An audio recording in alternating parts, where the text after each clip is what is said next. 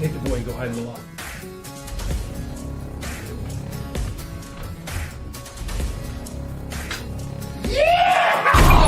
I'm here to collect Mr. Hawthorne's rent! Shut that squeal! Before I get you up and squeal now! Christ almighty!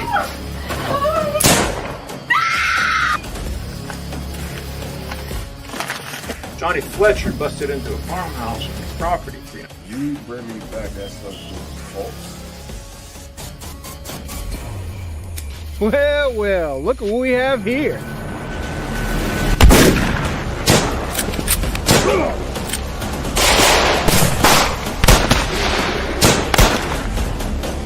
Please don't kill me.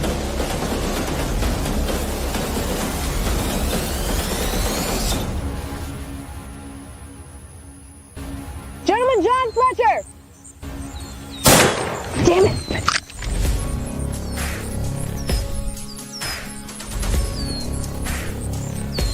Johnny Fletcher! Don't make me chase you!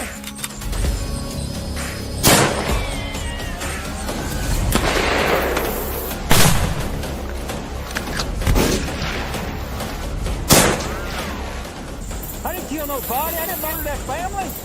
That don't break me down to me. You're a bounty hunter. You're a wanted man. Here.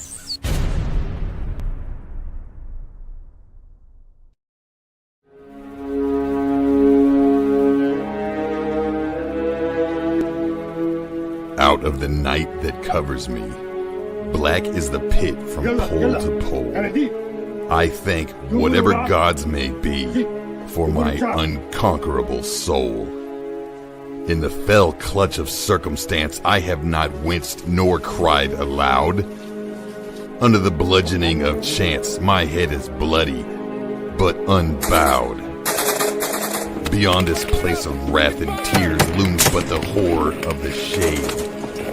And yet the menace of the years finds, and shall find me, unafraid. It matters not how straight the gates, how charged the punishments the scroll. I am the master of my fate. I am the captain of my soul.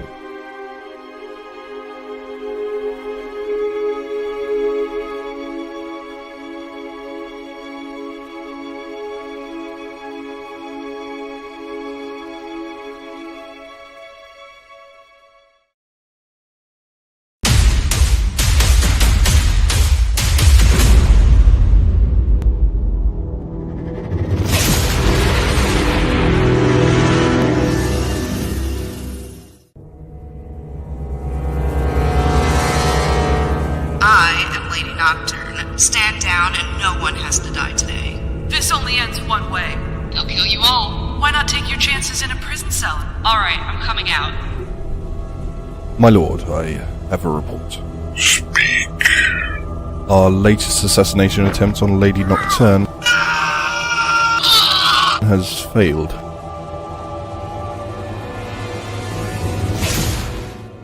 I can see stronger measures are needed. Begin phase 2.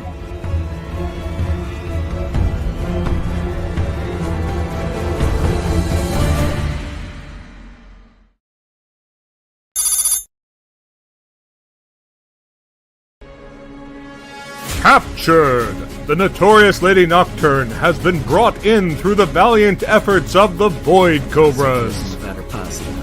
Get on the jam, Prisoner, take 5 steps, then stop and turn your right.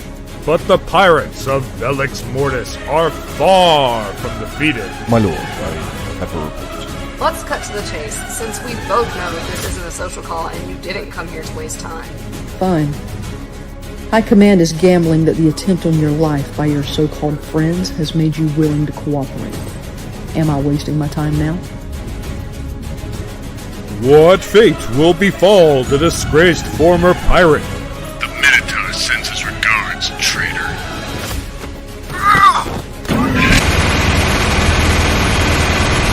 What does your High Command want, and what are they offering in return? High Command wants many things, but it wants to show a good faith first. Go. Fire Team 1, move up. Fire Team 2, covering fire. Bravo Team 1, push up. Bravo 2, give us support.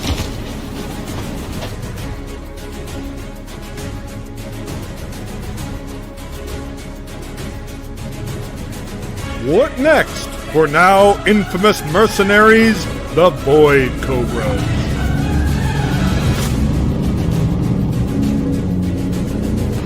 I want every last pirate I used to run with dead.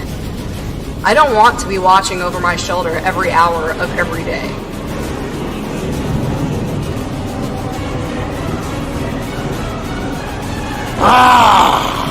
Now you die! Will the Void Cobras become targets of Lady Nocturne's former pirate comrades? Attention, crash override. This is Freighter Ebony Hawk. My ship just lost all power and thrust. We're going down. Mayday, mayday, mayday. There truly is no honor among thieves. You rabble will turn on each other at the slightest provocation. Okay, fine. Moving past you. Find out on the next episode of Star Citizen Nocturne.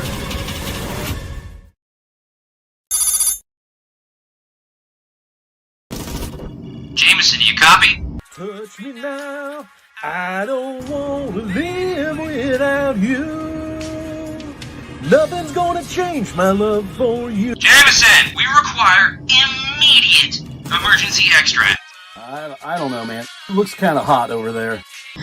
Of interest in my life to AIDS.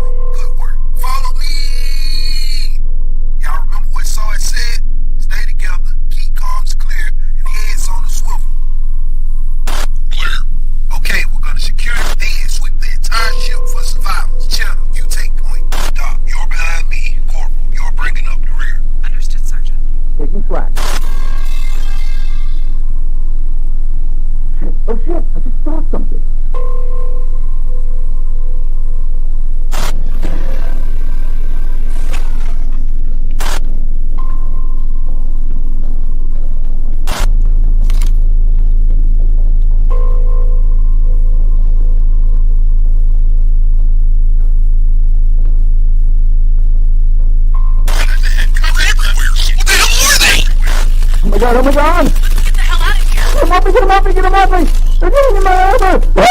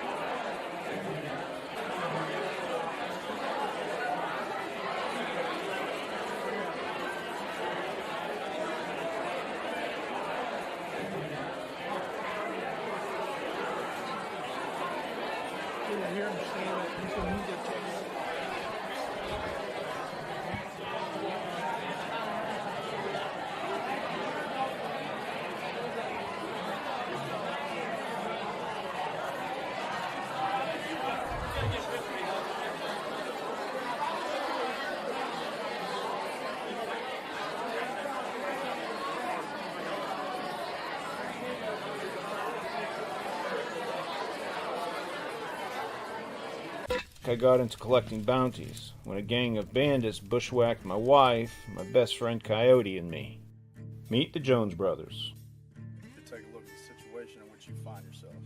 That's Joshua. Gonna have real bad. What's the Indian word for Next to him is Rufus the Doofus. Like, I don't know. You're just trying to make me look dumb. All right, I want to Next see to rifles him is on the Lyman. ground. Remember those faces. And 6. You'll see him again. 8 hands praising Jesus. The other ones, well, ain't no use in introducing. They're all dead. Run!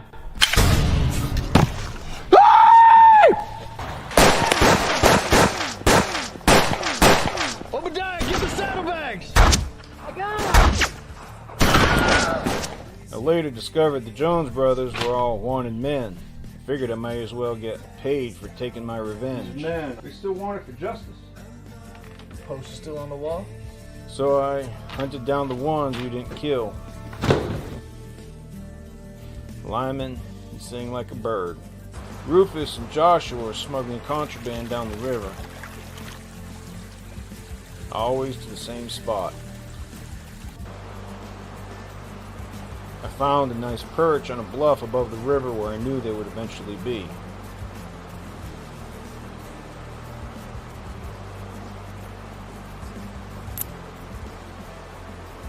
During the war, I was a sharpshooter. Coyote's Whitworth came in handy.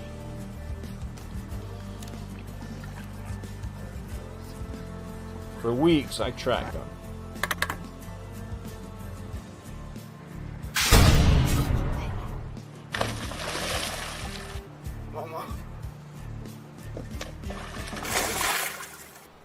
Then I killed them.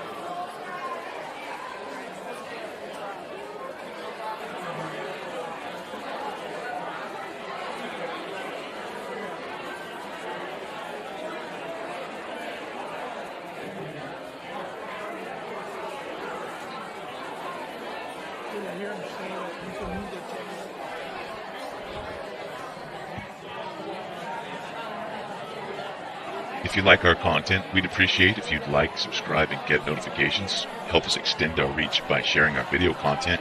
And if you want to help us beat the algorithm, also leave us a comment on some of our videos.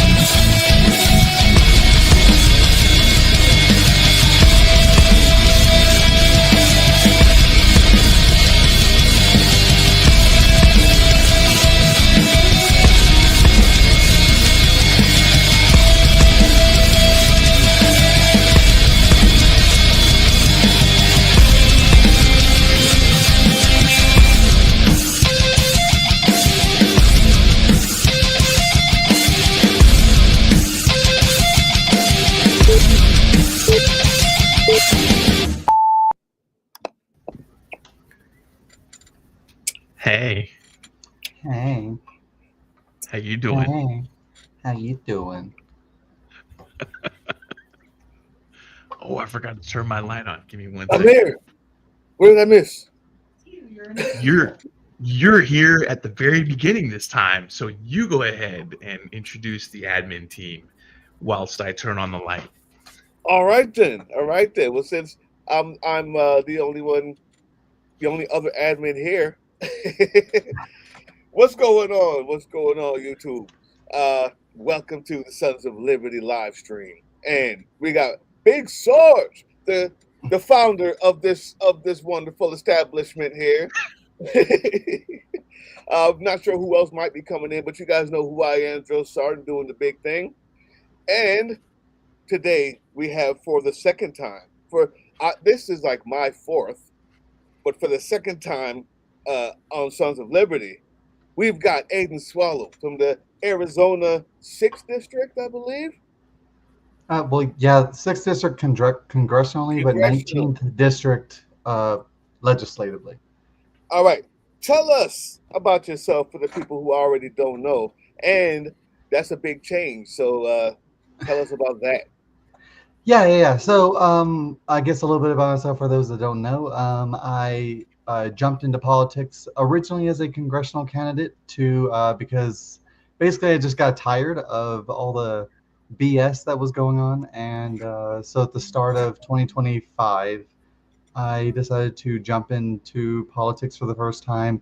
I am a nearly 20-year veteran. So I have that background. I have an intel background in HUMINT and CI in the Army. And Arizona, so mainly Fort Huachuca was like my stomping grounds. The last thing I did was a instructor at Fort Huachuca for HUMINT and CI courses, leadership courses as well, SLC, ALC, all that good stuff.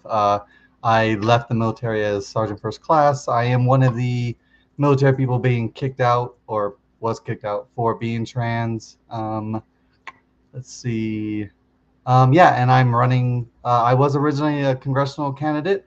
I decided to change that to a state candidate to have a bigger impact on the community and fight back against the representatives that have been literally in office for like, I don't know, decades at this point. So that is a big change. Yeah. Well, do you have? Are you running against a Democratic primary at this point? Yeah. So currently there's not a primary, which I hope it stays that way, because having a primary, although I like competitive primaries, they will distract from like the actual election, the general election. So I hope that there's not, but the way that LD19 works is that there's 2 state rep candidates and 1 Senate candidate, and they all rotate on this 2-year time frame at the same time. And so right now I'm the only Democratic candidate for LD19 There is also another Republican candidate who's not one of the three who's just been rotating forever. And then there's also, I think, an independent candidate as well. I don't know if that's changed. And then there's also a candidate for Senate, a Democratic candidate for Senate. So, yep. Okay. Your state sucks. I hate to tell you, I'm finding more and more problems with the Democrats in that state. Okay, so the state sucks or the Democrats in the state suck? Because, I mean, both could be true. I'm not sure.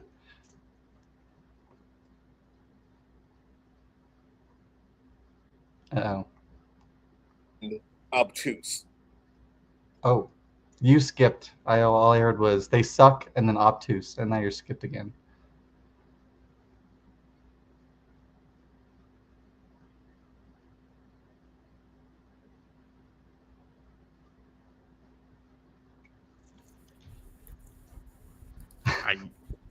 I don't know. It's been doing this lately for him. Just him, where it'll like freeze for a good amount of time. Like one time he was like, so Matt and I were just kind of like, but Matt's not here tonight, apparently. So I know, just you two, just the big ones. Oh no, oh, you were skipped for a second. But never mind, you're good now. Oh, he's back. I'm back? You're back. Okay. He always cuts out right at the worst time, like, your state sucks. Like, that's it. Basically what happened. Yes. Go ahead, Tim. Well, let me at least finish that so I can save it here. The idea was I was being hyperbolic and obtuse on purpose, but to make a statement, to make an actual point, the legislative body in Arizona,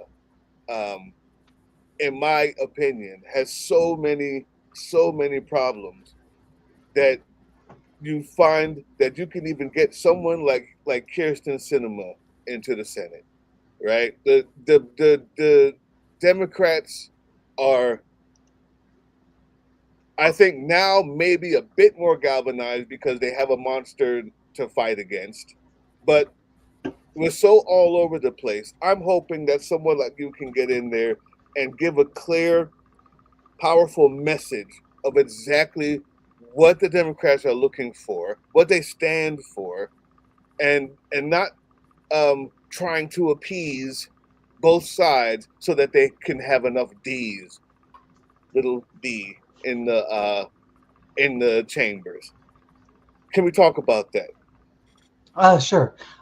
One thing is, I think it is important to have an overabundance of Democrats now in the chamber, because especially for LD19 or Arizona specifically, the Republicans have a supermajority, and so a lot of bad things have kind of happened. Well, actually, I don't know if it's a supermajority. They have the majority regardless, and so there's been a lot of problems, even worse on the state level than in the federal level. I know everybody's like focused on the federal level, but on the state level, it's been pretty bad for a while, as my website talks about. But yeah, so my point is that I don't really appease the sides. I'm a Democrat because, to be frank, they're the ones that aren't doing all the bad things right now. So, but also, I really identify more with the independent clause, with independence in general. But, you know, for this race, I knew I had to pick a side, and so I picked the Democrat side, obviously. So yeah, my idea isn't to appease either of the sides. Now, granted, though, the way that my state works in rural Arizona, where I am, it's probably, in a lot of ways, it's probably going to seem like I am appeasing both sides, as you put it, because there's going to be a lot of people. There's going to be Republicans to my side, and there's going to be independent Democrats who come to my side who have already. And so, but that's, I don't know, it's hard to say because it's not for me. It's not because I'm trying to appease to those sides, right? It's just, I don't know. I don't know. I'm likable, I guess. I don't know. but there's going to be Republicans who go to the side as well. In fact, I'm going to need Republicans to go to the side. I'm probably going to need a few, not a ton, but I'm going to need a few. So, oh, now he's gone. He does that too. So, oh, there he is. Let me see. He should be able to add himself. There he is. Yay. All right. I'm sorry. I think StreamYard does not like my VPN, so I had to kind of change that up.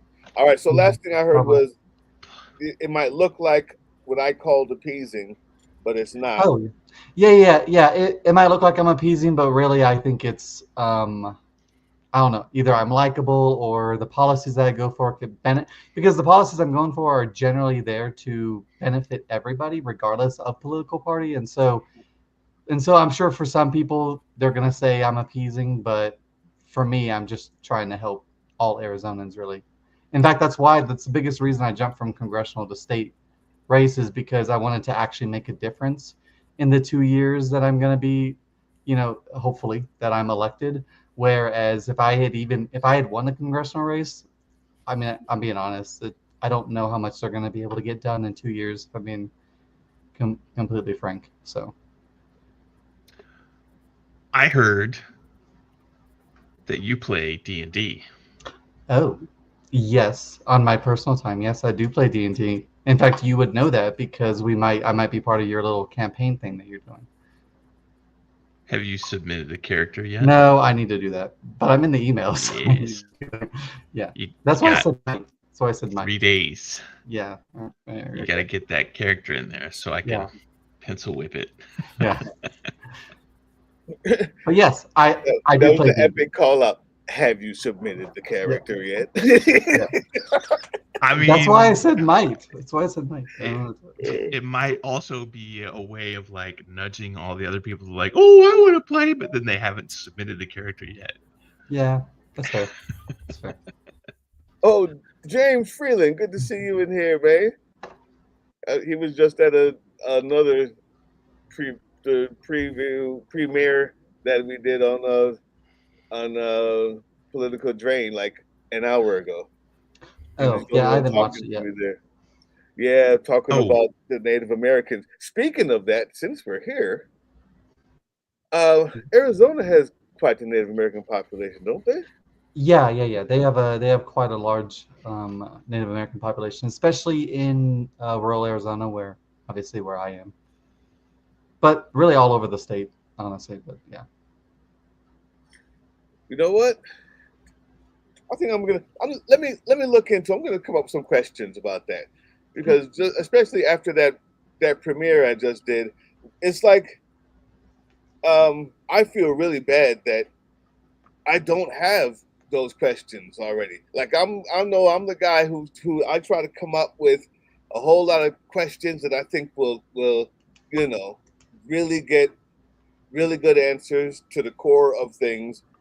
But the forgotten people, the Native Americans, I just never talk about them, and it's my fault. So I want to start putting them in the forefront. Do you know what nations are in your district? You said you have some in your district? Yeah, off the top, I do have I have like a list and stuff, but I don't, off the top of my head, I don't the density and the percentages. I don't know that, but I do know that it's a lot of indigenous land in the area. Tucson's not in my area anymore, so it's literally all just rural. But yeah, I don't have those, not off the top of my head. I could look it up, but go ahead, Big Sarge. Oh, I thought you were about to get into more some D&D. I'm waiting for that D&D talk. I mean, I could, but go ahead. No. I saw somebody's comment in the chat about voting for characters, but I'm not ready to remind people to vote yet. I want to wait until after the submission deadline closes on Friday night. It's fair. What? Okay, you know what? Since we're you were looking kind of fuzzy. You're still looking kind of fuzzy there. I know. Yeah, I'm looking all fuzzy. I don't really know why. Anyway, go ahead. Focus is off on your camera. I Do you have guess. Hmm? Do you have an autofocus button? I don't know. This thing's not a high-tech camera. That's the one thing I need to like upgrade is like my camera. Anyway, we can keep going. Let me see.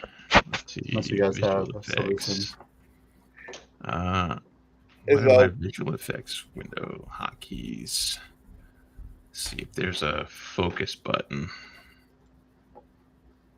Let's see, layout, scenes, navigation, other.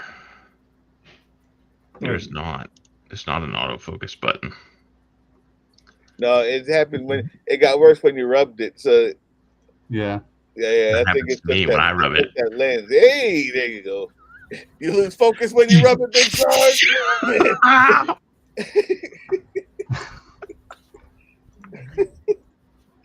don't know.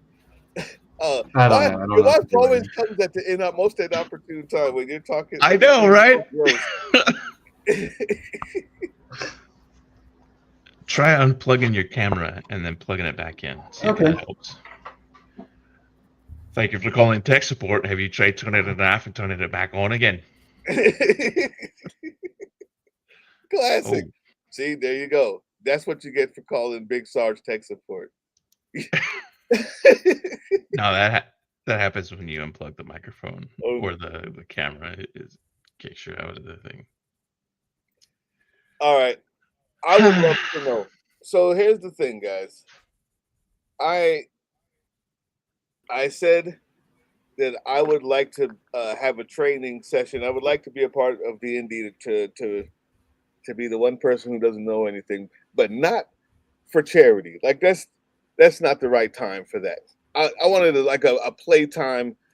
So what I want to do is the ability to watch and learn while y'all are doing this, right? Yeah. So for the D&D charity game, we're gonna have the big game, but leading up to that, I want to have the characters, the players, do a couple of sessions so that we can make sure that everybody's equipment works. They've got the game. Everything is linked properly so that on show day, we're not going through last minute, fucking around for an hour, wasting game time. We can just literally just log on and play. And then B, hang on, let me add Aiden back in. I think that's better. I'm not gonna. Yeah, it's better. That's better. 10. Ridiculous, Sarge. Ridiculous. I know. That's my lot in life. It's not a bad lot. It's not a bad right? lot. All right. So what's going on with the pre-game games? The players can kind of develop some sort of cohesiveness, but also kind of flesh out how their character is going to role play on the day of the big game. Give them the time to kind of iron out any kinks or find their proverbial footing, so to speak. So Wait, so are you doing a session 0 and a session 1 the same day? no, the game itself is going to be on like November the 15th, but leading up to that, I want to have like 2 or 3 games where the players can kind of figure out, what they're doing. And Oh, got it. That's cool. Okay. So when y'all just making shit up, like what is it? Can you just be anything? You would say, yo, you know what? My guy, he's an ex-football player. He runs really fast and he has really big shoulders. So like his superpower is out of knocking those people over. Can you just make anything up? Out of those 4 things that you just listed, only one of those would potentially cause conflict, and it's the football player part. I am sure that there could be a workaround for an analogous medieval equivalent fantasy setting. But otherwise, yeah. So you have to be a nerd. Not necessarily. That's the rule. That's the rule. So as an example, there was a guy who played the game with us that he wanted to like other players. There's one player who like would go into a town, in the starter in the middle of a little session or whatever, and he's like, everybody's running to the tavern, trying to get drunk, trying to get laid, whatever, and he specifically would wander around town and like sell trinkets or whatever, just random junk that he picked up off of NPCs or found in dungeons, whatever. And he actually turned a pretty penny doing that because he had a high charisma score, so he could literally sell spoons to people and be like, yeah, the spoon came from Duchess blah blah blah, it's worth whatever. And the person was like, I'll give you a gold for it. And he's like, oh, I couldn't possibly sell it for any less than 5. And they're like, but I only have 1 gold. And he's like, okay. He was doing really good with this, and he was role-playing the shit out of it. And I was giving him extra XP for the role-playing. Another guy was like, I could do something like this, but he couldn't get any, proverbial loot or whatever. So what he did was he figured out what the maximum amount of damage was in 2nd edition. It was capped. Once you went over that cap, you couldn't get any more damage. So even if you rolled all the hit dice, so he was like, he got himself up to a level where he had more hit points than that. So he could just jump off of anything, fall from any height, whatever. So he named himself the Ludicrous Leaper, and he came up with this stupid costume that he would wear out. He's like, when we roll into town, I take off my armor and I put on my leotard or whatever. And he named himself the Ludicrous Leaper. He's like, he would walk into town and he would just start jingling a bell, and he's like, the Ludicrous Leaper is here. I bet you I could jump from the tallest structure in this town and not die. And people were like, no, that's not possible. And he's like, yes, it is. He's like, that tower over there, I could jump off that tower and still be alive. And we're like, all right, let's go. So he would show up and like, he's like, I put my hat on the ground, and people were like throwing coins, and I have to like randomly roll for however many people. It was ridiculous. So eventually I had to like phase out the Ludicrous Leaper because I would literally sit there like 15 minutes rolling dice just to figure out how much cash this guy was raking in. I mean, you could have just made it up. I could have, but like the very first time that I did it, I'm like, all right, so this guy's probably got X amount. So after that, they're like, oh, you can't make it up. You got to roll the dice. Oh my god. So yeah. Anyway, so yeah, you can make up a ton of shit. Yeah, that's what that whole story was about. Who was that? Lisa. She was like, I don't know what the hell he's talking about anymore. He was giving an example. I was asking, can he just make up anything? So the only thing you can't be is cool. I got you. You got to be some sort of ancient or okay. Here's another question before we get to some more serious stuff. I don't know. This is pretty serious. This is well. I'm realizing how serious this is by how often folks are talking to me about this, like, telling me the ins and outs. Like, there's books. Like, these people are very serious, and they're not smiling when they're talking to me. they're like, grow the fuck up, bro. Like, we need you to get right. I'm like, I'm sorry. But here's the last question. Do you have to be of an like a European time, Dark Ages or whatever that is, Middle Ages time period? Does it have to be something pertaining to that, or can it be future? Can I be a future thing? I can't do that. Okay, can I be? So there is what's called a player's handbook and a dungeon master's guide, and those are the two rule books that kind of form the core of that. There are campaign settings where that are set in like something that's analogous to medieval Japan, for example, or fucking 800 AD in the Middle East.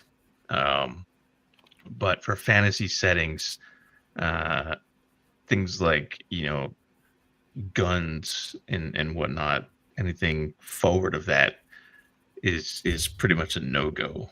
But it's all dependent upon, what kind of rules you're playing with, what kind of core books and things like that. So, you could. So I could be like Monopoly, where I can say, in this game, we're making this up. But now we're doing this in this year, or I could like kind of make up my own rules if I wanted to, if everybody agreed to them.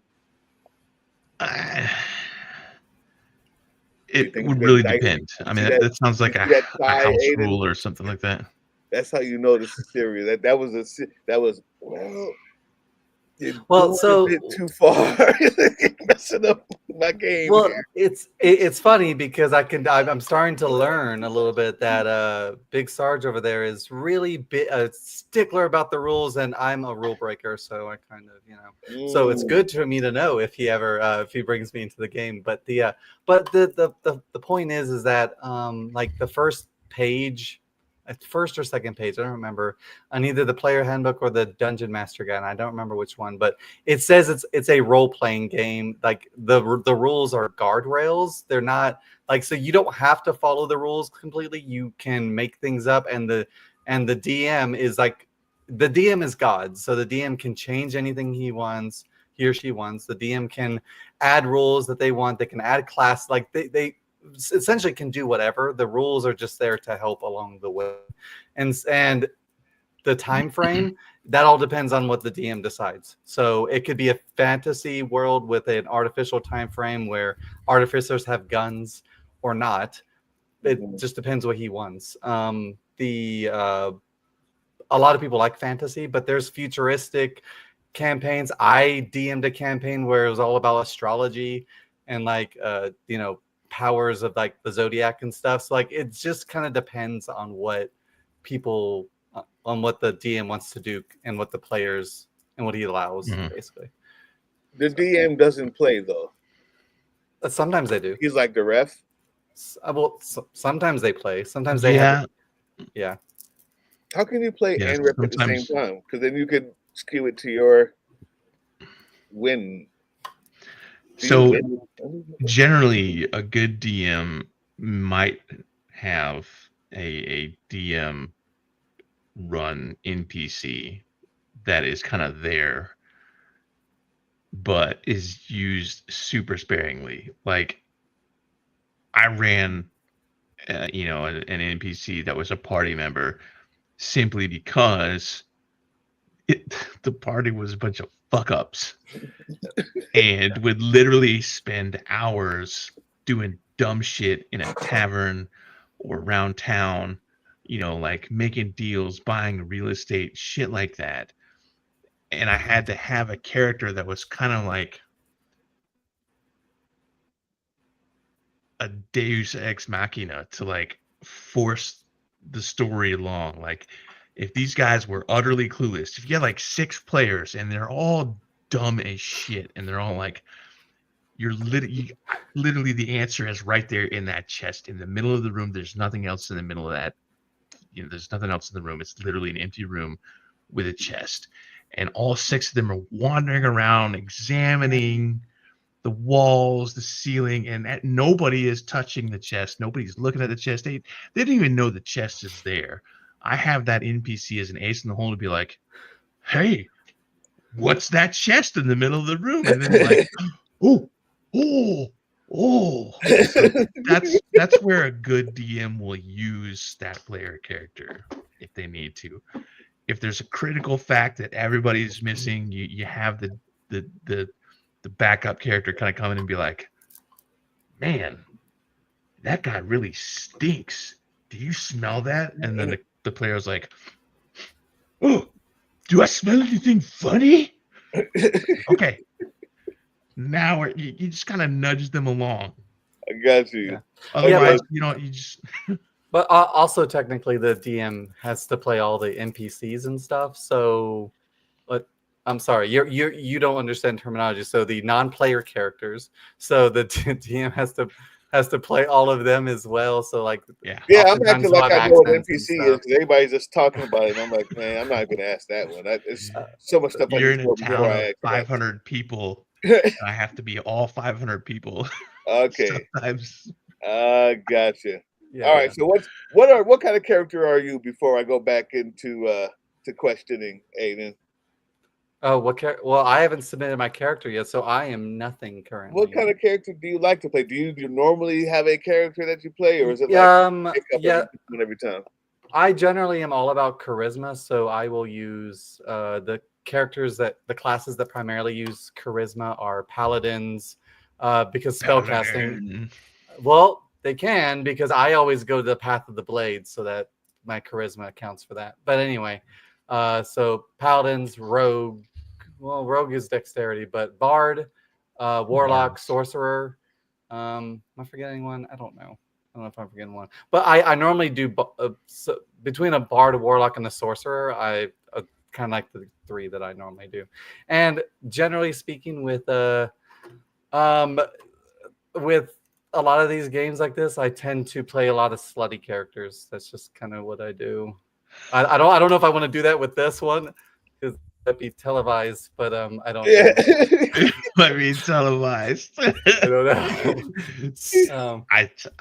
I'm picking up what you're putting down. I like it. Can't have this on my congressional record. I might have had the last campaign I did. Somebody did like a horror Disney version, and my character might have been a droid from the Star Wars universe, and who ended up like was a human and got shaped into a droid, and they were kind of a man whore, and I think I rolled for performance when they were doing their things. Yeah, I love it. Yeah. So the best part about all that is that every time I'm seeing you guys talk about this, Big Sarge, you're acting out all the things. He just was, yes. Right. Is that what we do? Like, is that what's so? If you're that man, or if you're sexy Snow White, and you roll for performance, you have to act that shit out, or what? What's going on? What are we doing here? It depends on the table. It depends on the table and what's allowed and stuff. Like, I know that for my game, they didn't want us to role play all of the things that happened during, because it gets kind of gross and creepy at some point, because they're a room full of people. Like, yes. At what point did we just jump to porn? But the strip D&D. yeah. But like, so it kind of depends. But okay. It depends on the person. It also depends on the table. Like, when I was 19 or 20, that might have been cool. Now that I'm pushing 50, I'm like, I don't want to have you role play you hooking up with my barmaid NPC. Don't just roll, and we'll be like, all right, for the next 3 hours. Oh, I'm sorry, the next 5 hours, you'll be in the thing. You're off the table.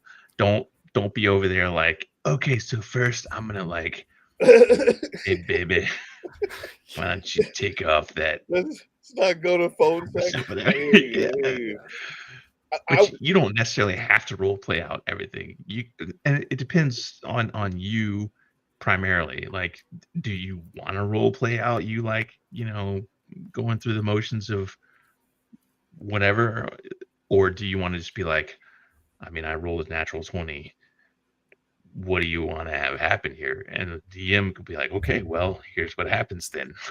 Okay. And you can kind of shape and guide that.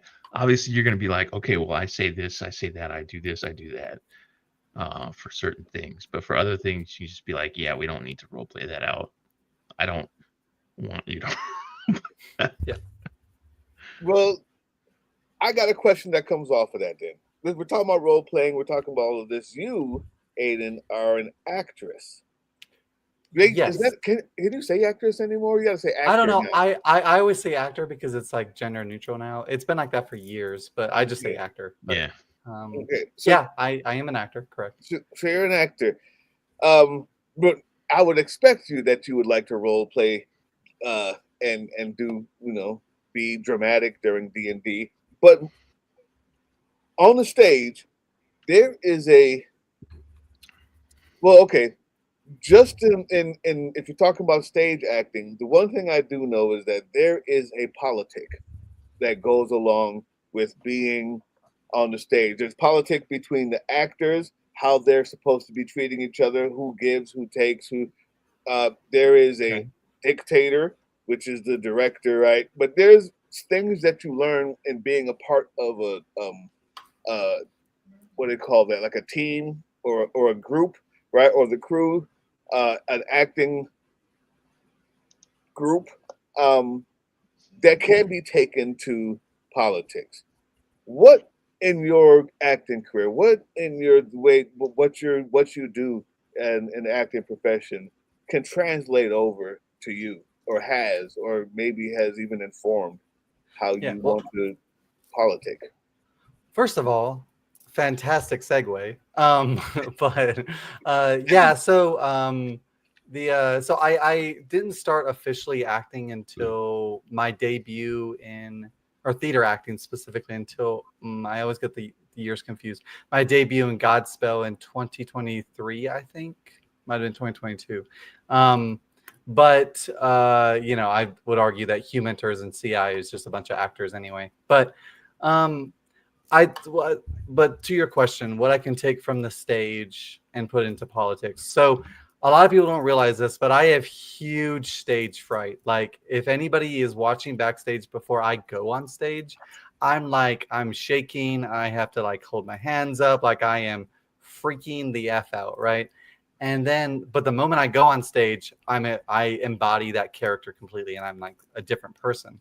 In a lot of ways, that is kind of what politics has to be. There are some people who get to know the real me all the time, and I don't really like play I don't play a character out in the world, but like naturally when you're doing a professional environment, you're going to have a different face for that. And so acting helps to be able to have a different face sometimes and react to the situation without I guess succumbing to your feelings or opinions. So in that way, that helps a lot. Also, in the speeches that I've done already, when I was a congressional candidate, and as I've found, my experience of being on stage and being able to throw the stage fright away a little bit, so I don't like stutter at first, has helped as well. So like being able to make that switch to being able to perform, I guess, for lack of better phrasing. I mean, that's it. That is what it is. When you're on stage, there's some people who have done it for so long that for instance, I'm a drummer, so there's never been a time, I mean, not never, but there's in the past 15, 20 years, there hasn't been a time that somebody said, hey, you want to come play? And I'm like, yeah, sure. And I don't even think about it anymore. Yeah. I want to perform and I want to make sure everybody's going to love it. But I've done it so much. I've been in front of so many crowds. I mean, so many, right? That at some point you get used to it. But it still is always a performance. I'm not going up there and doing what I do in practice, right? And I don't think a lot of people get that. Like, you're on stage, you're doing a speech, you look natural, but you're performing, and that's important. Like, let's not forget that. Second, I'm sorry. Go ahead. Go ahead. No. All I was gonna say is like the Army says, oh God, and it just fucking blanked. Jesus Christ, Tim, help me out. You're performing? No. Hey, you don't remember what you're talking about. How am I supposed to know? Train like you fight. There we go. Train like you fight. I'm sorry. All these Kool-Aid, you mean train all like these you Kool-Aid fight. things. All these Kool-Aid things are starting to dissipate out of my ears, and so I have to try and keep some of them. So train like you fight. So it's kind of like that mentality of like these are sound teaching devices, what you call Kool-Aid. Go ahead. I'm sorry. Go ahead. No, that's all I was gonna say. Is that like, is that because you do it so often that you're able to just jump into that quicker and be more natural about it? That's all. Yep. Yeah. Anyway, you had a second point. Well, right now you say it's well, I know it's gerrymandered to all hell, but yeah, when you do say you do get rid of this supermajority, Democrats are in power. What is the first things you're going to be looking at, right? Or even if you have a way to win, what's the first thing Democrats going to be looking at in Arizona to help, number one, stop the onslaught of these bullies taking over, gerrymandering, doing all the things. I mean, yeah. getting rid of every right that you fight for. And number two, for everybody, the things that should be a direction that is a standard for Democrats. We want these things. What are some of those? Yeah. So what I would say is whether we take back the majority or not is somewhat irrelevant for me. I mean, it'll make things easier, but my thing is I'm hyper focused now on LD19, right? Rural Arizona, and so to answer your question, what I really focus on is like all these things are important. Like the gerrymandering issues are important, and now we're starting to see big deals with like Texas and stuff. But but like it's been a problem for a long time. But like those are issues. But that's not what I'm not gonna jump in. Say I'm elected. I'm not gonna jump in day one and try and fix the gerrymandering. To me, that's something that needs to be fixed. But that's not what's hurting rural Arizona right now. So what I want to do is, assuming I don't get elected, reelected 2 years afterwards, I want to make as much progress in the 2 years that I can. And the things that are hurting rural Arizonans the most is, loss of healthcare, is rural hospitals potentially closing, the fact that Arizona schools are 59th funded nationally. Of all the states, the Arizona schools are 59th in funding. The fact that Arizona currently has a water crisis that is utterly abysmal, that the desert might dry out of water, so it has going through a water crisis. Benson's going through an aluminum plant problem right now, literally right now. So like those are the problems that I want to address immediately upon getting hopefully elected, is trying to solve some of those problems, trying to maybe help fix the budgeting problems that we have, or address school vouchers and the fact that literally parents are paying money for their kids to take classes in a public school. These are all problems that Arizonans are facing. What is the voucher situation in Arizona? Yeah, so Arizona's always had a right to choice when it comes to schools. They've always had it. The vouchers didn't create a choice. The choice was already there. What vouchers do, it's a way for people to say, you know what, I'm going to homeschool or put my kid in in private or charter schools and get public funding because of that. Right. In rural Arizona, that's not always a problem. I would argue against charter and private schools all day, every day, no matter what. But homeschooling is a viable option for a lot of people in rural Arizona. However, the problem is that, especially in Phoenix and Maricopa County and those places, a lot of the money is going to people who could already afford private or charter schools. Now, I don't have the figures on me right now, but let's just say this. So in the state, because it's based upon the state, so not just the district, right? So people in Phoenix, which is Maricopa County, right? They're facing this problem where a lot of people are getting vouchers to send their kids to private and charter schools, and they're basically taking all the public funding so that public schools don't have enough to survive on, and so parents have to basically do the additional spending so that the kids can have more than just the STEM classes offered and stuff like that. So the voucher problem is the issue where the wealthy or the people who want to send their kids to like religious schools or other private schools, then the state is paying for it, and they're not regulated. By the way, they're also not regulated. Wow. So they're receiving state funds, and they don't have to follow state requirements. Yeah. So that's the big problem when it comes to the vouchers. It has nothing to do with choice. A lot of the Republicans will be like, oh, it's about choice. No, Arizona already had a choice. It's always been a choice. You can always choose what school your kid goes to. But yeah. I see you focus on rural Arizona a lot. Is there any big cities or is there any urban areas in that district? Nope, it is. That's why my saying is real solutions for rural Arizona, because LD19 is all rural. The biggest city is like Sierra Vista. Maybe Benson. Like no, I think no. Sierra Vista is probably the biggest one, actually, in my district. Okay. Yeah. Okay.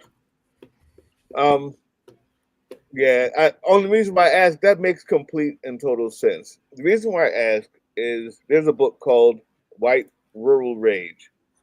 It's written by Tom Shaler and somebody else. I don't remember. Two writers. So in the book they make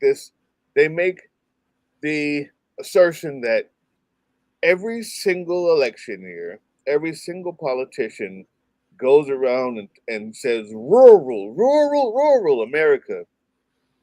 And instead of actually doing things to help rural people, which would help mainly all people, they use that and to make them feel like they're victims, like rural people are the forgotten ones, and really they're the ones that are over represented in campaigning, um, in promises, in just about everything that is being done as far as on a campaign.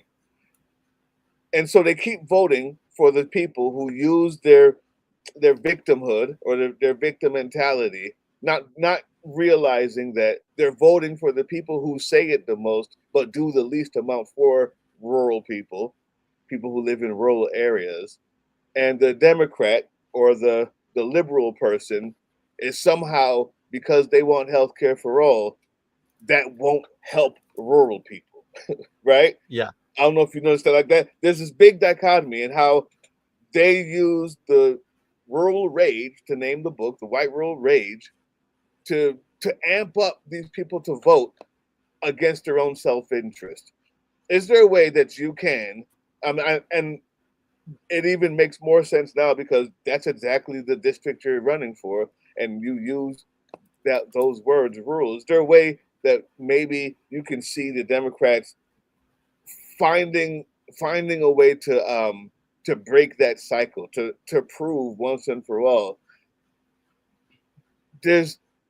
you're all right, like everything we're doing also works for you, like you don't need that rage in order to win, like we got you. Is there a way to make that point that you know of? Yeah. Before I answer that, I do just kind of want to say that a lot of people say that they're doing stuff for rural areas, but rarely do they actually do anything. So when you say that they are represented, they're not really represented. They're just kind of, it's like what a lot of politicians do to get the racial vote is they'll talk about helping a certain group and then they don't really like do the things to help a certain group. Mm-hmm. It's kind of like a lot of these politicians say it a lot to get those votes, and then they just don't do it.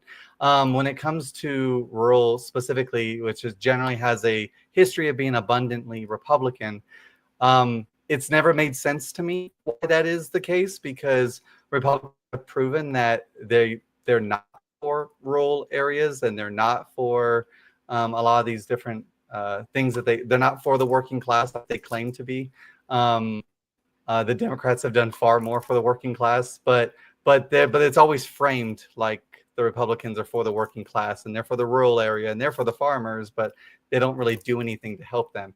And I'll use that as an example because the three people that we have are Gowan, Lopez, and Griffin.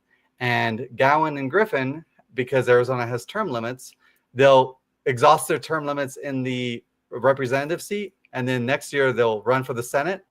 They'll exhaust their term limits, and then the next year they'll run again for the representative, and they've been doing that over and over again. Diaz is just he's on his re-election right now, but he's it. But they're all Republicans, and they have done like the problems that Arizona is facing right now, like the water crisis. Part of that is because of them and the stuff that they have, the legislature that they have already been passing for years. So already the Democrats are doing far more for rural Arizona than they get credit for. So what can I do to stop that? And I'd say my focus is to not attack them as people, because I honestly don't think that we should be attacking people as human beings. Instead, I'm attacking their policy and what they've done in their history. And I'm proving that, okay, well, they haven't done this for you and they've promised how long, but I want to do this for you. And here's how I'm going to do it. So instead, I'm just going to get past it by showing them that, yeah, on the ballot, it's going to have a big D next to it. But, I'm the one that actually cares because I see you laughing there, Tim. You know what I mean? It's encourageable. So yeah, I'm going to focus on the policy, and it will be a smear campaign in terms of like what they've done policy wise, but I'm not going to go around and insult them personally because I think that's ridiculous. Well, they will do that to me. 100% they will. Of course. But smear connotates something that's not true, right? Oh, well, that's fair. That's fair. Okay, no lying. Yeah, okay, an attack campaign is what I'm expecting. Yeah. I'm expecting you to go hard. Yeah, it'll be very attack. Big D, there you go, Big Sarge. I'm expecting you to go hard. An attack campaign for the Big D. Yes, all of it. I know. We're children. It's all right. I'm expecting you to go hard with attack campaigns. Smearing is a whole different thing, and there's a lot to be attacked. So, hell yeah, go for it. Yeah, no, yeah, it'll be straight up an attack campaign. Yeah. Okay, so I would like to. I see there's a bunch of people talking in the comment section. Does anyone out there have questions for Aiden Swallow? Hold on, before we take questions, can we post my website? That way they can already kind of know where some of the things are, kind of where I stand on a lot of the things. Do you have a new website? Since you are... No, it's instead of A Swallow for Congress, it's A Swallow for AZ. That's it. I just changed the domain. I think I got that in the... But the Congress, the old URL will still forward to the new one. So either way, it'll get you to it. You said it was A Swallow for AZ, FORAZ. .com.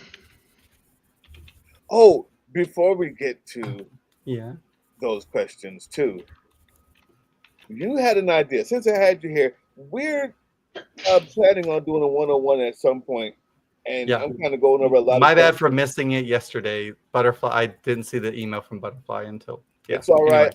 I also saw that I had permission to yell at you, so that you don't do it again. I'll reserve that till our next 101. But since we're here, you had an idea of a mutual aid, maybe healthcare exchange, something along that line. I'm not saying it right. What is that idea? Pull it up, and we'll talk about it more in depth when we have the time together to actually. So part of my emphasis on coming up with solutions that can help people immediately immediately is what I'm calling Arizona Shield, which is and Shield is an acronym, but and it doesn't matter.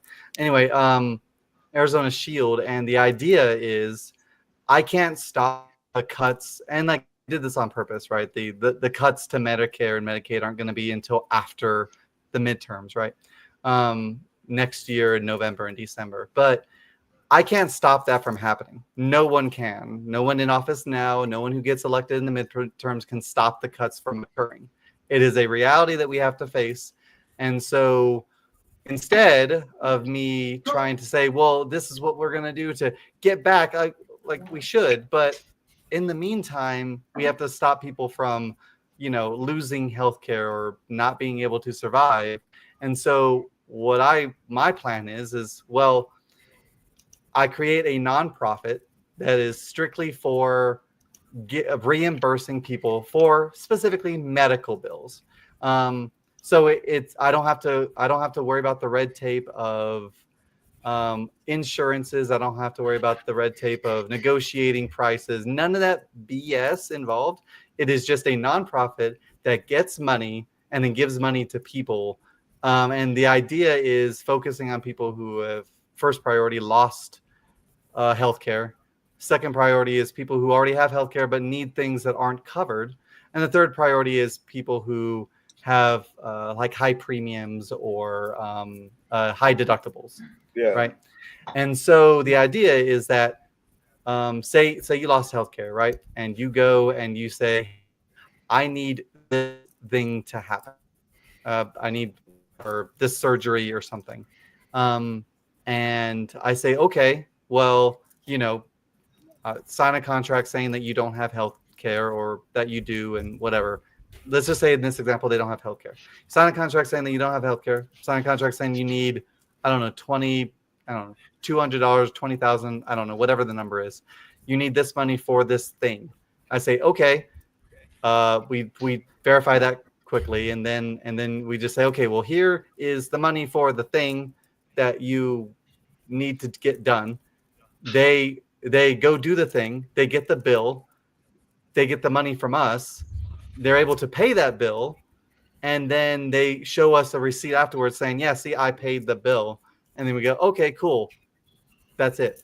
Like that's basically, and I'm keeping it as simple as possible so that it's a way of, I hate cliche words, or phrases, but it's a way to stop the bleeding that's going to inherently occur. And I can't stop the bleeding from happening, but I could maybe stop it from you dying or, like it going too far out of control. So that's my idea, to try and at least keep us going so that we can actually make legislation to fix the problem later down the road. So why couldn't they, and I believe I know the answer to this question, but I'd like to know for sure, why couldn't they send you that bill and you pay the hospital instead of giving it to them and hoping that they give you back a receipt? Yeah. So the problem with paying the hospital is then I run into the problems of those problems of being like a healthcare provider, a healthcare payer, or something like that. And so it muddies things up. And so I know that it's an inconvenience for the person who is receiving the funds. I understand that, but at the same point, I have to stop. If I sit here and I try to do all those different red tapes to be able to pay the hospital or negotiate with the hospital or negotiate with their insurance or whatever, if I do all that, then this isn't going to be a thing that I can have set up and ready for, in 2026. Yeah. It's going to take negotiations. It's going to take all kinds of problems. But currently, right now, there's nothing stopping anybody from making a nonprofit, period, as long as you use the money for whatever the bylaws say that you're going to use the money for. So that's why I'm doing it as simple as that, so that we can solve the problem, is really what it comes down to. I love it. I love it. I do. I can't wait to help out and be a part of that. Can't wait to help expand that when it all gets buttoned up. It just sounds like all we have left is mutual aid and ideas like that. Because we can't roll. Elections have consequences. We're not going to be rolling back a lot of the worst things. It's done. That's over with. And today, my wife was laid off because she works in the field, the medical field. And people who aren't on Medicaid, or if you think that maybe, you don't have a dog in the fight, it trickles down in so many more ways. Like, we weren't going to be affected by losing Medicaid or something like that. But that has definitely affected her entire department, which has now been let go. So it's very real. And mutual aid is the only way we get around it. That's it. Yeah, and I wish that we didn't have to, like, but I've gone around this personally, like trying to figure, and it's the only thing that I can think that is an actual solution for the problem that we're going to be facing in the immediate future. Because everything else that we want to do will take time, and yeah, it might overall be better in a year when we can fix it or whatever, but that doesn't stop you personally, from having an economic crisis because your wife was let go. That doesn't stop, the hospital bills from demand or sending you to collections or demanding for money. That doesn't stop any of that. And so we have to do something to solve the immediate problem while also looking for future solutions. That's how I kind of look at it. I love it. I guess while we let the people read A Swallow, let me make sure I got it right. A Swallow for AZ.com. Let them think of some questions. What do you think about the orange? Well, the orange orangutan, the tangerine tornado tyrant himself, federalizing DC cops, bringing in the what do you call it? The National Guard. What's your reaction to this? The nasty girl. I haven't heard that in a while. Are you referring to specifically the California stuff, or is there something No, new? yesterday he just announced that he was going to federalize the DC police because Big Balls got beat up. Yeah, what is it? What is Big Balls in our administration? Anti-terrorist person or something? Yeah, he's I don't know. Our official anti-terrorist guy named Big Balls got beat up. I don't know if you heard the story. Not a lot of people believe that was just by accident either. We'll have a story on that, but fine. He used that yesterday to take over. He's taken over and federalized the DC police. He said he's going to kick out all of the homeless. They have to find somewhere to go. They have to move, because of course they don't have a home because they just haven't moved yet. That's why. Yeah, they're homeless because of choice, clearly. Yeah, right. obviously. Yeah. So they have to. And they're homeless, so they can just easily move their shopping cart across into Virginia. Yeah. That type of nonsense is what this fucking third grade idiot is on. Anyway, so that's happened. That is now the case, supposedly. National Guard are the DC National Guard. Now he can bring them in for this and federalize the police for this. January 6th, though, we couldn't find the National Guard anywhere. Hours and hours. They who, where, what name National Guard can find them. But now, we're going to move out all of the homeless people. So basically, we just criminalize the homeless, and we're going to be beating every black person with a baton as often as possible because crime has actually gone down. It's at its 30-year low in DC. But because of the crime wave, he's bringing in the National Guard and federalizing the DC police so he can rule with an iron fist. Thoughts? I mean, this is going to sound really bad, but none of that surprises me, and it should, but it doesn't surprise me, mostly because I actually knew everything that Project 2025 was going to do anyway. There it is. Like he's just following the playbook. I mean, it all I don't like it, and it all really sucks, but none of it surprises me. I will say at least he's not trying to illegally, violate posse comitatus by, having the active duty involved this time. At least there's somewhat some kind of rule in there that they're attempting to follow. But I mean, I don't like it. Like, obviously, this is just an excuse for him to bring in the military and to have an authoritative appearance off of one little thing. I'll be honest, and this is gonna hot take. I don't give a fuck how much Big Balls is beaten up in the street. I don't. Yeah. Sorry, Right. I don't. That is a police problem. That is not a I live in Arizona problem, so I care about the fact that he was beat up. I don't care. Right. That's a DC police problem. That's not a reason to, it's not. He's obviously using that as an excuse to do Right. whatever he wants. So Well, here's what's scarier is, you're right. He realized that he doesn't have as much power to bring in active duty police officers into the streets. I mean, active duty service members, officials, military into the streets.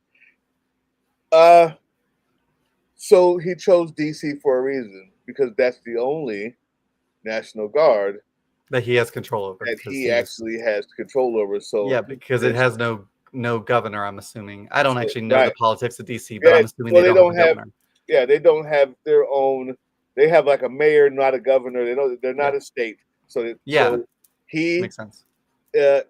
Has federal military control. They're called the National Guard, but he can use them and control them and direct them, just like I thought it was up to the mayor of DC. I mean, in theory, it would fall to the mayor, but the problem is that a governor and a mayor still have a governor is basically the president of that area in terms of like power and the way that like things kind of work with the legislative to the governor. So like the legislative, bodies to the governor. So like that's in that trouble with Newsom because of him activating them without the governor's consent. So that's why he's doing DC, because he doesn't need a governor's consent because there is no governor. Yeah. Now, granted, I would assume that you do need the mayor, but when you're not even a state, I'm sure there's some kind of loophole that you check it out. Yeah, I'm pretty sure for DC it's the mayor. No, check it out. The DC National Guard's chain of command is unique in that it reports directly to the President of the United States. Unlike National Guard units in states, which are under dual control of the state governor and federal government. Yeah. Let's take a look. That does make sense because it's not a state and doesn't have a governor. President of the United States and then Secretary of Defense. Okay? Like, the state, territory, or governor doesn't even have a say. Which is why on January 6th, when we were wondering how come the National Guard aren't there, the reason why is because even if this guy wanted to, even if the mayor, whatever they call him, wanted to call them, they can't. Yeah. This goes under Secretary of goddamn Defense. Like, they're down here. This is the chain of command. And these folks are over here, if y'all can see my mouse. That's crazy. It's absolutely crazy. That makes sense. Yeah. I don't know. Yeah. So that's where it gets different. And I never even thought about that with January 6th. Like, this really just kind of opened my eyes to that. Like, wow. Yeah, I mean that is a good point, because I know that there was a lot of controversy around like him sending requests or supposed requests. I don't know. But anyway, him sending requests and then it being denied because other people, to include some Democratic Congress people, were like, no, there's no need for it and whatever. But if you're the president, you can just call them. You can just call them anyway because it's DC. So all he's kind of proving now is that he didn't have either one of two things. Either he was incompetent and didn't know that, and no one else in the cabinet knew that at all, or it was on purpose and now he's trying to do it now, and hopefully just magically people will forget about it. I'm thinking that this could be something that I need to be highlighting to remind folks, like, hey, now that this has happened, let's take a look. So all the people who, because you can't say it then because you're just a snowflake or you're just lying or whatever. So now that he's done this, let's just juxtapose it to January 6th, right? Like, so now he can just call them to come in, and this is a fact. So we also know that he didn't care. That's what he wanted. It was on purpose. Whatever you want to say. Yeah. That's sick. That's sick. All right. I think I'm ready for some from commenters questions, but Big Sarge, I'll let you go in. You got any questions? Yeah, do we actually have some questions or do I have questions? No, well, you or the comments, Do the I people guess. in the comment sections have questions? Yes, and some of them are Yes. probably irrelevant. I mean, I'm willing to answer irrelevant ones too. Oh yeah. Well, I What's your mean, shoe but size? I mean, maybe starting with the relevant ones first. But what was the question? Yeah, I was like, what's your shoe size? well, it depends. Female sizes or guy sizes. So. Well, you're female, so female sizes. So. Yeah. So girl sizes because I have to get medical insoles. Although I don't, I'm fucking broken. I have to have insoles, so I like to wear 11 or 12 in female sizes. So, which is hard because can't really find that. Yeah, I know. I did a powder puff game one time, and I'm like, "Oh, do you have high heels in men's size 12?" They're like, what? Men's size 12. That's like a 14, 15, something like that. Right? Have you ever seen a high heel? Anyway, I used to be involved in the drag scene, so yes, I have seen that. But okay, I can see that. This was the 90s, though. Yeah, that's fair. That's fair. What's your stance on Israel? Okay, well, I will preface with I think that's less of a state problem and more of a national thing. But you already know my stance on Israel, which is I don't approve of the genocide. So there you go. Facts. Question: how can average people be supportive for human rights when the support actions are being made illegal? Ooh. Ask that one more time. Ask that one more time so I can make sure I get it. How can average people be supportive for human rights when the support actions are being made illegal? Oh, okay. So I'm assuming you're referring to like the support actions of like protesting and stuff like that. Actions I would suspect are protests. Also, they're shutting down. There's like nonprofits that aren't getting funded anymore. Like all the things that maybe you could have done to help them are becoming illegal. My gist.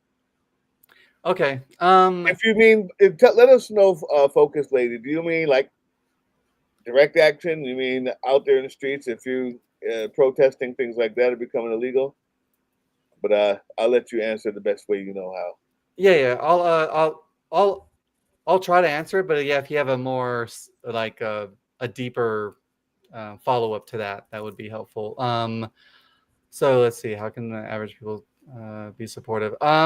So the problem is that we're facing an authoritarian kind of regime, and so and they make certain things illegal, then we got to find other ways around that legality. So there's going to be loopholes that we can exploit. There's going to be ways to still support without doing the things that they make illegal, and they can't make it illegal immediately. Like there's still a process, even though I know that the Supreme Court is basically a puppet court for him at this point, but like there's still ways that we can support each other and still stay in the law so that we don't get charged criminal acts without a specific I don't know what exactly is being illegal, but let's just say protesting is illegal. Let's just say tomorrow protesting in Arizona was illegal. You can't have a crowd of more than 20 people in a street with signs or whatever. Let's just say that's illegal. Well, there's other ways of doing that. We can still do Zoom calls. We can still have other forms of things that aren't considered protests. We can still do town halls. We can still do so. Like, there's always going to be a way around that problem, if that makes sense.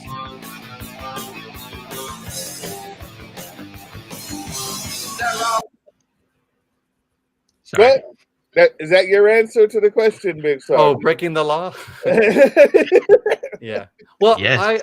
I would never tell somebody to break the law. However, say that it is a reality that you know, a lot of the civil rights stuff that we won, a lot of the women's voting rights, not everything was quote legal, right? Yeah. When there's when we have to, sometimes we have to take drastic measures, but I would never tell somebody to go break the law because I don't want somebody to have the repercussions of that afterwards.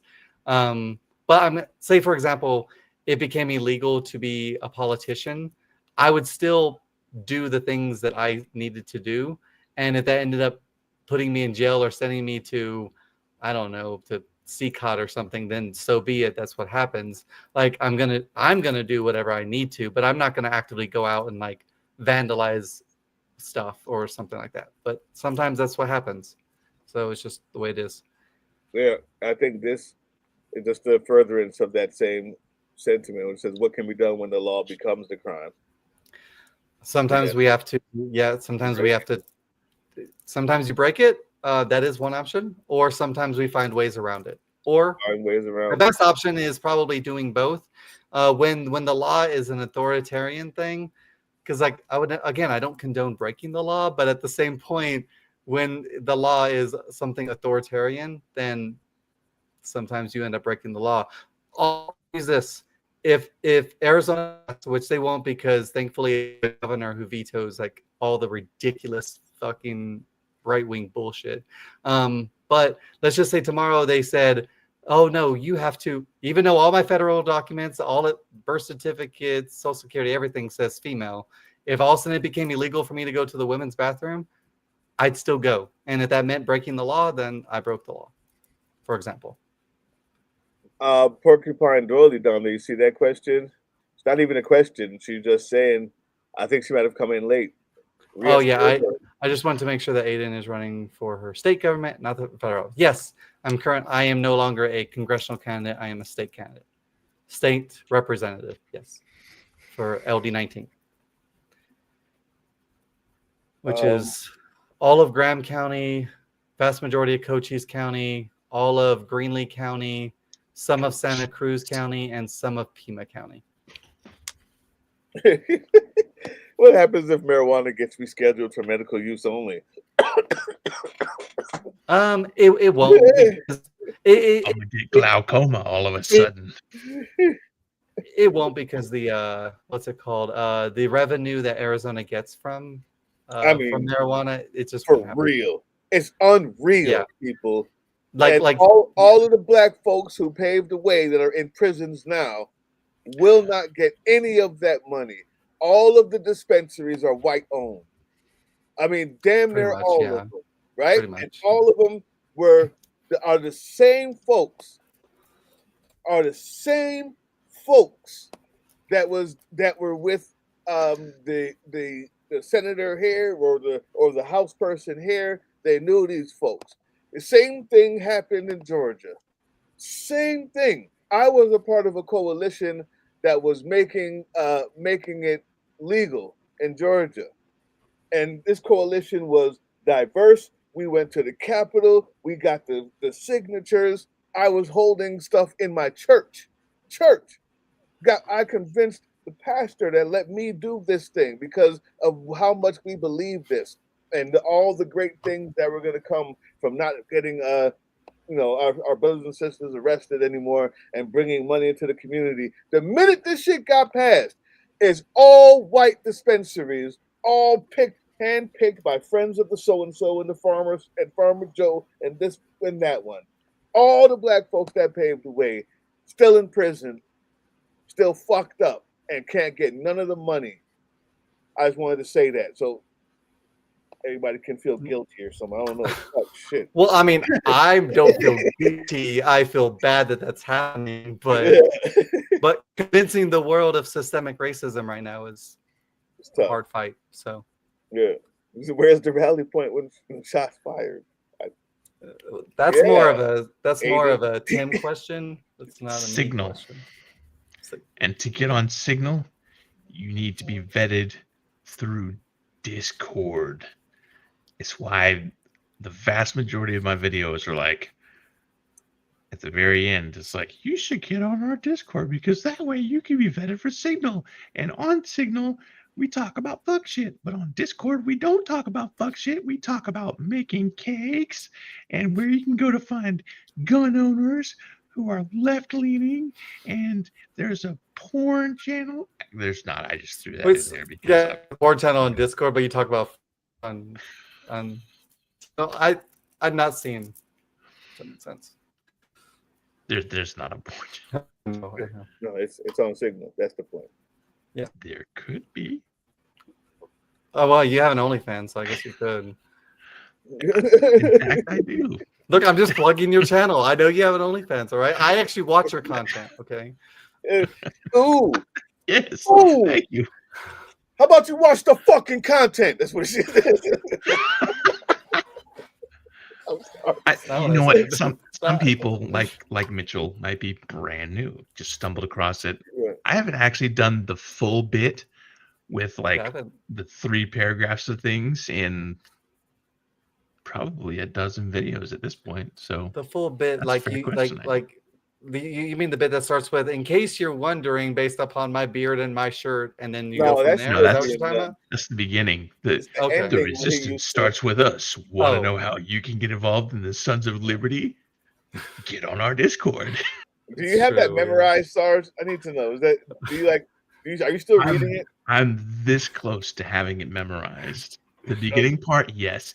In fact, funny story. I was out in Texas this past weekend, and the director of photography was like, well, who's going to narrate this? I'm like, I'm just going to do voiceovers. He's like, no, you got to be on camera in front of the campsite area talking in person. So get over there. So I got over there, and he's like, what are you going to say? And I'm like, I don't know. Roll camera. Let's find out. And the first thing that comes out of my mouth is like, what is up, fam of Liberty? And everyone else watching this documentary who's not following our YouTube channel for some inexplicable reason.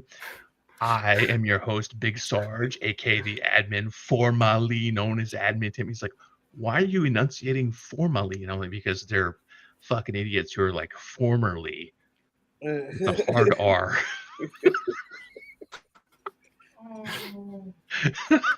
So yeah, I've got about 85-90% of it memorized. Of the last one memorized. That intro is killer now. I know that you're not reading that anymore. I'm like, he's not reading that. It's impossible. Only thing I gotta say to that is, and I'll give extra points to anybody who can figure out, who can show that you're a real nerd. Tell me what game this is from. Got it memorized? Ooh. Anyway. Anybody? I need to know. What is this? Got it memorized? I'm kind of a bit of a gamer, so I kind of know things. I think you just proved that, because if even Big Sarge doesn't know, that means that must be a deep cut. It might be deep cut, or I'm just so niche into the RPG land that even he doesn't know. But anyway. So, is it we're talking role play? We talking about video games here? Or are we talking? Oh, that's right. You don't know terminology. RPG. Yeah, RPG stands for role playing game, but it's I'm specifically referring to a video game franchise that had, and I'll give you a clue. It's a franchise built upon 2. I don't think so. In the comments. That could be any game. Oh no, I'll give you a hint. Yeah. The second word rhymes with farts. So he does know. Yeah, because he probably looked it up. No. But so, I see in the comments like that could be any. No, it's like no. It's a very iconic phrase of. Yeah.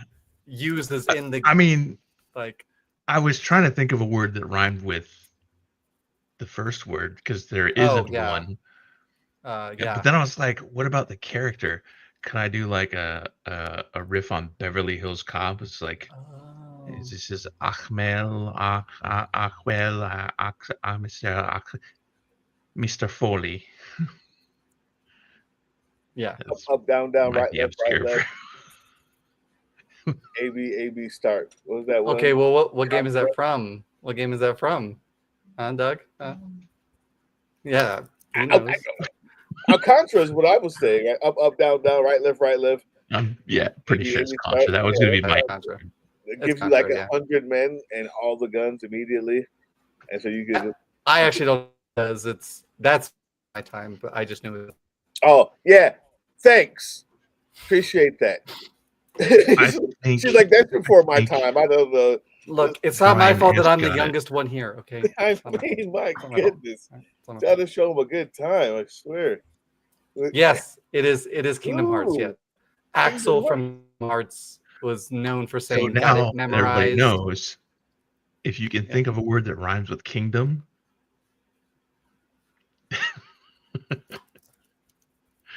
I mean, I could, but I won't do it. I let it for them. Yeah. I mean, wing some farts, right? Wings. Wings was not even a word. Wing some farts. You could just say win some farts. Win some? Nice. Yeah, but I don't know any farts that are winsome. Lingam, rude, interplanetarian wins the internet. Lingam. That wins. I'll take Lingam. that. Lingonberry. Actually, yeah, that's fair. Sure. All right. That's when we know it's time to go. I'm out of here, man. What the hell's going on right now? What are we doing with our lives? Hey, all right. You know we got that Zoom call with Cliff tonight, right? Yeah, I do. All right. Just making sure you got that email. And I didn't know that from the email. I knew it from the signal, though. Let me make sure I do have that. Oh, really? I'm going to have to make sure they put you on the email distro because I put in there like 8 times. I'm like, add political drain. Because you're a good guy, sir. You're a good guy. Yeah. I do want to, before we end, I do want to open to talk about more nerd stuff before we go, if you guys want. But I do want to answer this question over here from, I think, Trinata 1701, I think is what I said. Anyway, or Tri-NDA. Yeah, so I just want to, I knew that this was going to happen already. It's goes without saying, I already knew that it was going to happen. But oftentimes when I do talk about, say, important issues like any of the things I've talked about, anytime I make, especially on TikTok or something, and I haven't done any state TikToks yet. I've kind of taken a break from TikTok a little bit. I need to get back on it. But I mean, let's just say this: every day, virtually, when I would post something, it would be, and I could be talking about billionaire taxes and stuff, and half the comments are just trans hate or misgendering me or something or whatever. And that's just half of them. Anytime I did YouTube videos, it would be, I would get a lot of support too, but I would also get, so it's kind of just normal. So how much? I don't have a number. I mean, I was receiving death threats when I ran for politics. So back just in the theater, I was getting death threats. But so theater, so, yeah. So come on. So the one refuge this isn't abnormal. Do what? The one refuge of the trans person is in the theater. What are you doing, Arizona? No. The theater is super supportive. It's other people who audience members that would. So basically, I got death threats when I did the Diary of Anne Frank. I was a character in the Diary of Anne Frank, and I got death threats for that. Yeah. But okay. But so my point is that none of it's abnormal to me, and that's probably not a good thing. But none of it's abnormal to me. And so to answer your question, a lot. I can't put a number on it. A shit ton is, I guess, the number I would put on it. Yeah. There you have it, folks. It's the reality of the situation.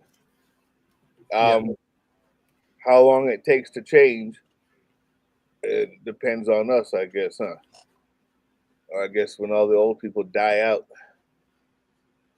Is anybody else out there like just kind of waiting for Republicans to like just fucking die out already? Like, I mean, maybe that's just me. I mean, I feel like there's no good way to answer. Don't answer that. That's not for you. I'll anger translate that for you. But in all honesty, like, fucking hit the box already. Like, what is wrong with you guys? Like, how do you live that long being that evil? Doesn't it consume you from the inside being that hateful all the time? Like living your whole life hating people? My God. Well, when they live in their bubble, it makes it easy. Yeah, true. Because if you're surrounded by people who are like-minded, then your hatred doesn't matter. You don't have any consequence for it. Well, yeah. Hopefully they croak soon. Thank you so much. Oh no, that's your job. I'm not doing the ending. That's your job. Sorry, you got way too much stuff to say. I'm still trying to find his email. Is this another live stream? Do I need to try and tune in for another live stream? No, it's a Zoom call with the Removal Coalition. Yeah, it's a Zoom call.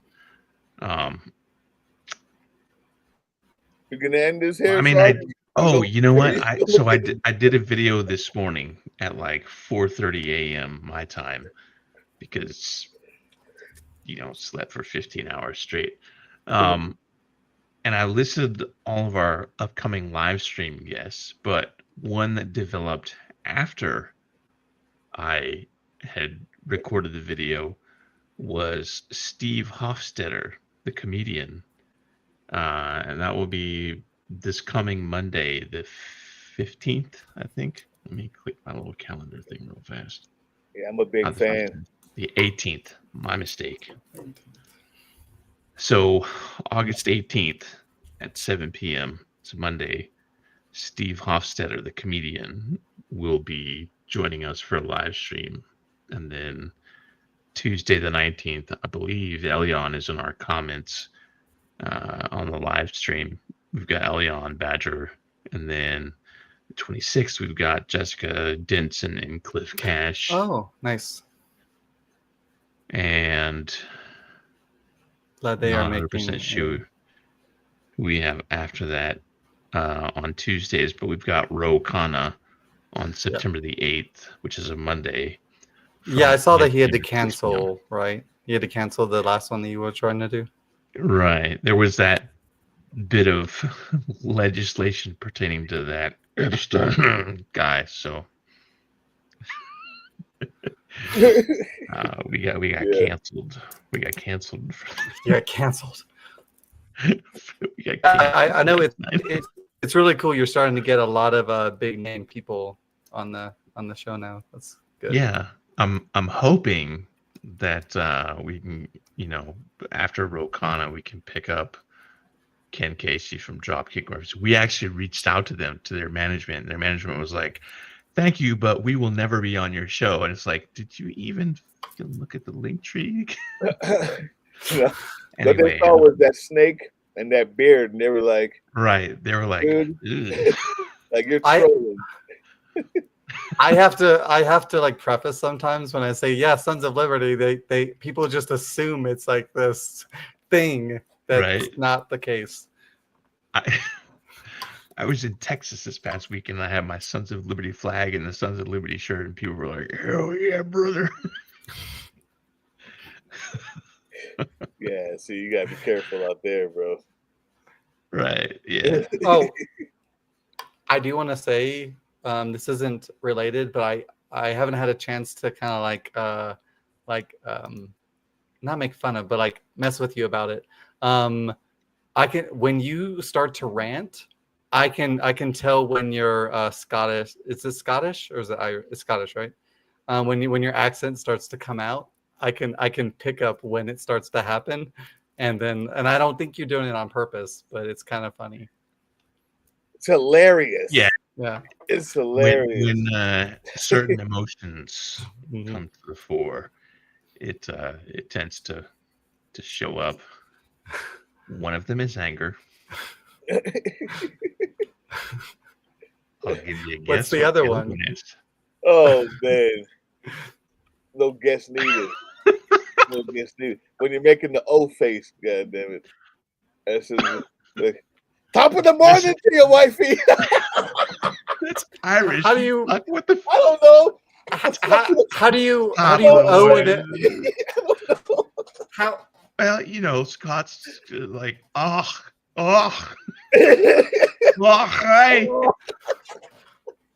I mean, I was going to ask, how do you owe it a different accent? But you've already demonstrated, so there you go.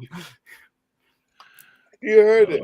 I'm sorry, I didn't mean to be racist. To Scottish people. I apologize.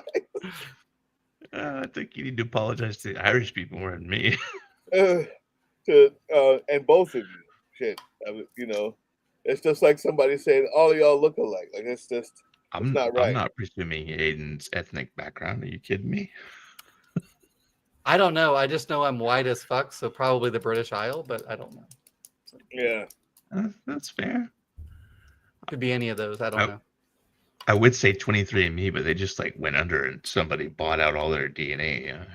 Yeah, well, I mean, I never did it because when I was in the military, I just didn't do it because of reasons like that. But now that I'm out, I just haven't done it. So when I joined in like the early 90s, they took that fucking cotton swab at the MEP station. We're like, did you have to do that? I mean, I don't know. Put it in like a foil bag or something. They're like, this is a DNA sample in case you ever get killed in combat. And I was like, oh, that's. I never got that. I don't know. I didn't join until 2006, so I don't remember my MEPs. That was a long time ago. Oh, I think I was getting out. They were just doing that to you, bud. No. They were like, we need to know where the hell you come from. Fort Benning in the mid 90s. They're like, here's a giant. The cotton swab is like that long. I mean, it is. I mean, it is a way when they take the long cotton swab, like they can reach kind of far back there and get something to test like different. I don't know. I'm not medical, but stuff. So like I know that they do it for that, but I don't know if this like in case you die in combat or something. Guys, I gotta run. Yeah, I'm gonna leave. Yeah. I will be on the Zoom. Aiden, thank you once again so much for being here, and I'm sure I'll be seeing you soon with the one-on-one. I don't know what the hell to ask anymore. Now I've asked it all here, so I'll find some new shit to talk about. I mean, I didn't answer that many questions. I'm sure you can come up with something, or we can just BS the whole time. I don't know, whatever. Yep, I'm talk about D&D some more. Right, I'll learn some more about D&D. We can talk about that if you want. All right, peace. All right. That is our time for this evening. Thank you, everyone, for tuning in. And thank you again, Aiden Swallow, for coming back to Sons of Liberty. You know what? Yeah. You do the 2 claps and a Rick. Oh, my God. You're going to make me do it? I'm going to be your second person to do it? I might be the third, I think. Oh, third. Okay. That's it. I've seen it so many times. So obviously it's just normal. And then the thing, right? No, you're the so you know how like there's call and response, and the black churches was like, "Can I get an amen?" And everybody's like, "Amen." Oh, duh! I tell you to clap, and then we all scream. Yeah. Okay. Sure. Can I get 2 claps and a Rick? Woo! Okay. Bye. All right. Thank you so much, Aiden.